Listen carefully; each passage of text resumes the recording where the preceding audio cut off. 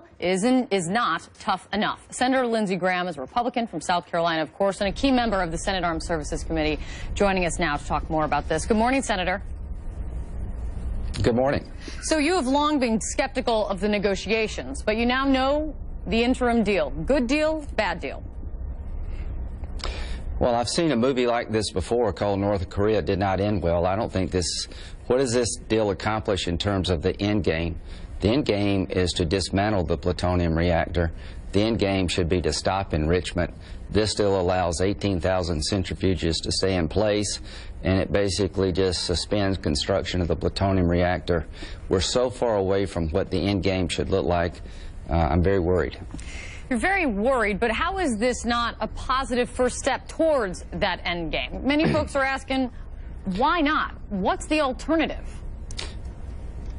Well, we had a chance to deliver a body blow. The sanctions actually worked, but this interim deal gives the Iranians $7 billion in cash, and it leaves in place one of the most sophisticated enrichment programs around. 10 years ago, there were 200 centrifuges. Now there are 18,000.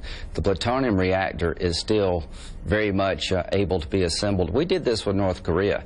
They promised to not go forward on a reactor that's about to come online this year.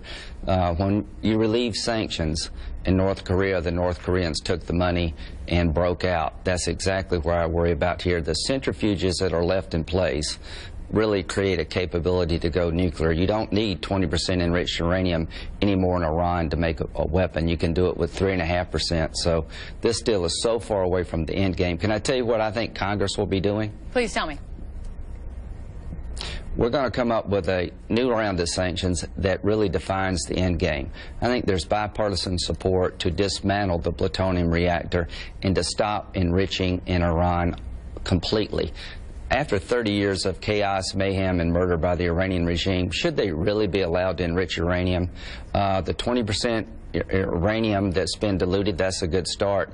If they want a commercial nuclear program, let the international community provide them fuel rods like we do with Canada and Mexico. There is no right to enrich. So we're so far away from what I think an acceptable end game is that I think you're going to see Congress weigh in more aggressively, not less. And I want to get into the question of sanctions, but what you're pointing at are is the tough stuff, is the stuff that the administration says will be negotiated and talked about over the next 6 months. We had Samantha Power on, and she said this deal, the beauty of what was being worked on as a deal is the fact that you're going to test the trust but verify to make sure that they're doing their job. Isn't it unrealistic after so many decades of mistrust to go from 0 to 60 in just one deal?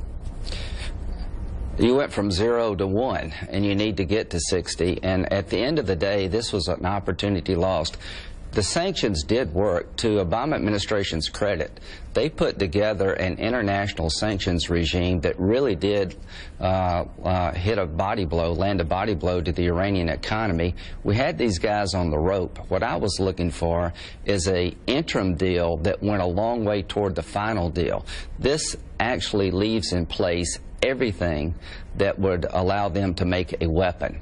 It doesn't dismantle anything. It doesn't really roll back their capability. And if you're Israel, you've got to wake up and look at this deal as a nightmare, because the capability to go nuclear is very much in place, hasn't been reduced much at all. And remember North Korea, there were inspectors everywhere, all the time, and sanctions were in place.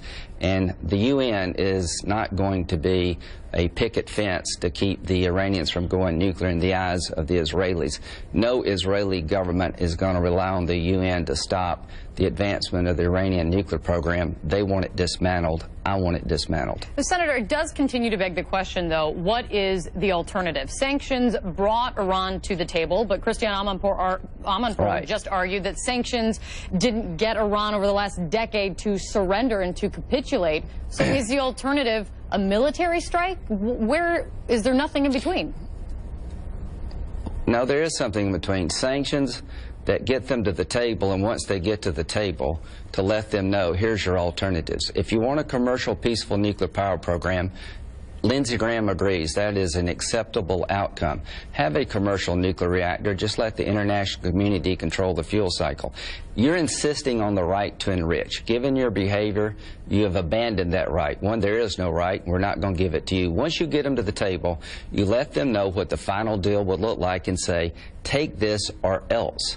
We're dealing with people who are not only untrustworthy, this is a murderous regime that murders their own people, that's created chaos and mayhem throughout the whole world, the largest sponsor of state terrorism, and we're treating them completely out of sync with who they are. That's what bothers me so much. This deal doesn't represent the fact that we're dealing with some of the most thuggish people in the world. Senator, just real quick, you talked about, I want to know what Congress is going to do. You support more sanctions. Do you think that's going to happen within the 6-month period? Are you going to support sanctions right now? Yes, I think you'll have sanctions coming out in the next couple of weeks, actually, that will be bipartisan and tie the sanctions to the end game. My goal is to get new sanctions in place, and the only way they can be relieved is if you dismantle the reactor, not suspend construction, that if you stop enrichment, not just pause it. I think the new round of sanctions will be focused on an end game that will make the world safe and prevent Iran from having a nuclear capability. Right now, the interim deal leaves their capability totally intact. The new round of sanctions will be focused on the end game, and it is coming soon. Senator Lindsey Graham, it's great to see you. Thanks so much for coming in. Thank you. Of course. Chris? All right, coming up on New Day, Olympic skier